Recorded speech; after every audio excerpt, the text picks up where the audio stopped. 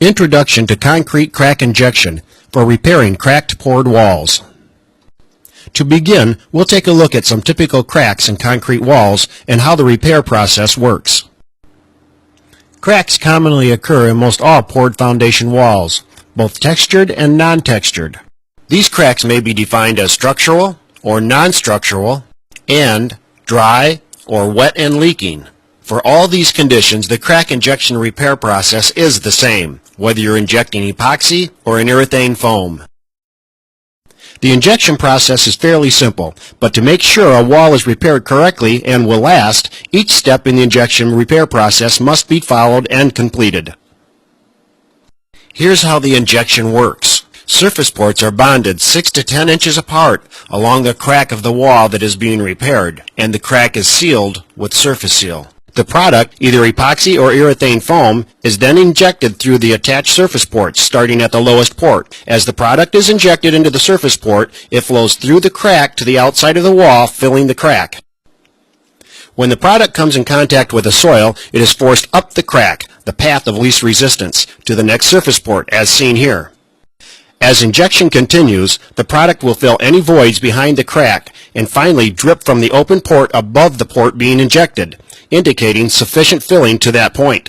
The dispensing gun is removed, that port is capped, and the dispensing gun is moved to the next port up. This process is repeated for the entire length of the crack. Following are the step-by-step instructions for concrete crack injection repair. Step 1. Thoroughly clean all debris from along the crack for about 2 inches from either side of the crack.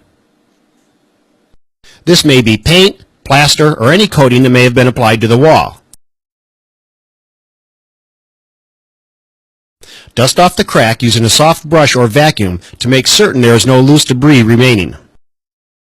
Step 2. Marking locations for surface ports. Ports are spaced apart, a distance equal to the thickness of the wall under repair, typically 6 to 10 inches. For effective placement, mark the first port location at the point where the crack is closest to the floor. Continue to measure and mark locations until the entire crack is marked as shown here. Important: the surface adjacent to the crack must be dry. If the surface is damp or wet, it must be dried before applying the ports or the surface seal. Using compressed air or a heat gun can help to dry the surface of the crack sufficiently. With the crack clean and dry and the surface port locations marked out, we are ready for step 3, bonding the surface ports over the crack using a surface port adhesive. The two pieces of the surface port are the port itself and the port cap. Detach the cap from the port before applying adhesive. The caps are small but important. Be sure to keep them for use when injecting the crack. Prepare your port adhesive and apply it to a surface port as shown. Center the port over the crack at the first location you marked. Then continue to bond a surface port at each pre-marked location along the entire crack. Important: do not allow the adhesive to block the opening of the porthole or the crack under it. When completed, the ported crack will look like this. Step 4. Applying surface seal. Surface seal is applied to the entire crack and over the base of the surface ports. Mix your surface seal and trowel it over the crack about 1/8 of an inch thick and about 2 inches from either side of the crack, as we're doing here. Use a heavier layer around the surface port base to assure a good seal. Note: if the wall and crack are above the soil grade, as some are, you will need to add surface seal to the outside of the foundation as seen here to be sure the injection of the product goes to the top of the crack.